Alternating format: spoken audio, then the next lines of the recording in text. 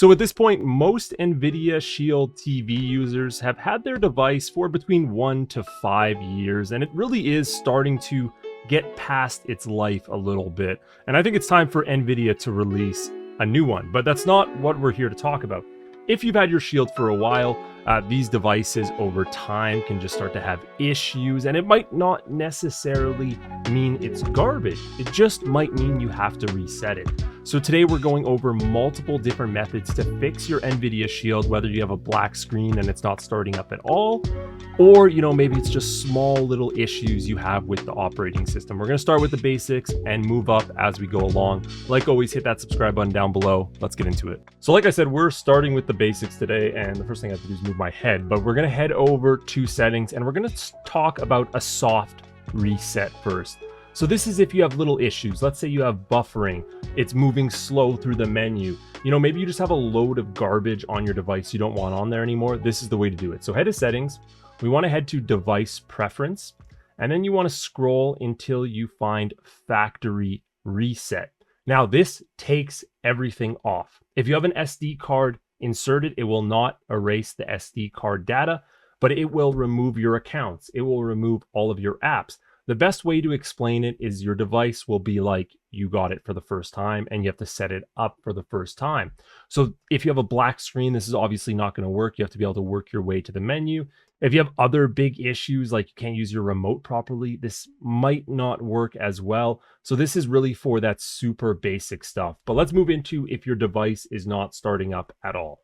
Now, one small problem that may affect your device starting up is your remote. Now, I have a video right above here on how to fix your Nvidia Shield TV remote. So if you want to pause this video and go to that one and see if it's a remote issue, you can try that out first. Now, your next option is to replace the remote, right? If you can't get your remote fixed, I have the link down below for the official remote. That way you're not buying a garbage third-party one. They're only like 30 bucks, which honestly isn't that bad for these remotes to get the exact same one you got with it. And I actually do like this remote a lot. And it will almost automatically connect. It's a very simple process to reconnect this. And I even explain that in the video where I show you how to fix the remote. So that's the option if your remote is not working, and if you want to see if that is the first issue.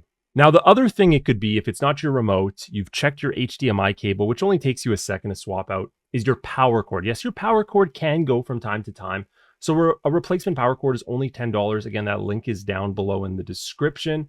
Obviously, prices may vary, but it's a 12-foot power TV cord. So you get even more length than what you get with the one now. I think the one that comes with it is like 6 feet. So you do get a little bonus in terms of foot there, and you'll be able to run it a little bit farther. But this is compatible with the Nvidia Shield, has the exact plug-in. So that's the replacement. Now let's get into the secret reset menu if all else fails. Now, yes, if all else fails and you still have a black screen, there actually is a reset process, and we're going to walk through that right now. It's not that hard at all.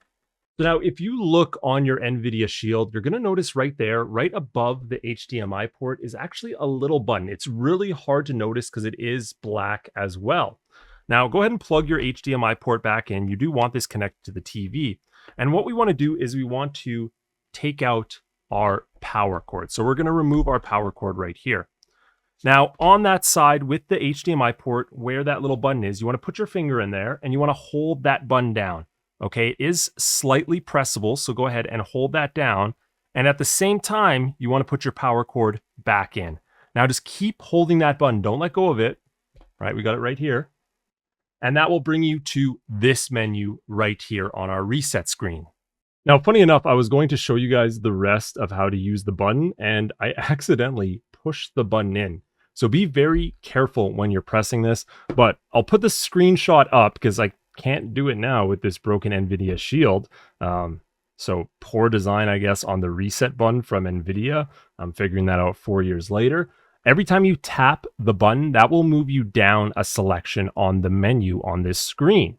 Now, in order to select something, hold the button down and that will select that option. And then click the button until you get to reset. Do the factory reset, hold it down, and then scroll to yes, factory reset, and that should hopefully fix your problem. Now, I hope this video helped you out. Sorry I couldn't show you guys the menu. Again, the button is now inside, so flawed design from Nvidia, but otherwise, hopefully it helped you guys out. I'll see you in the next one.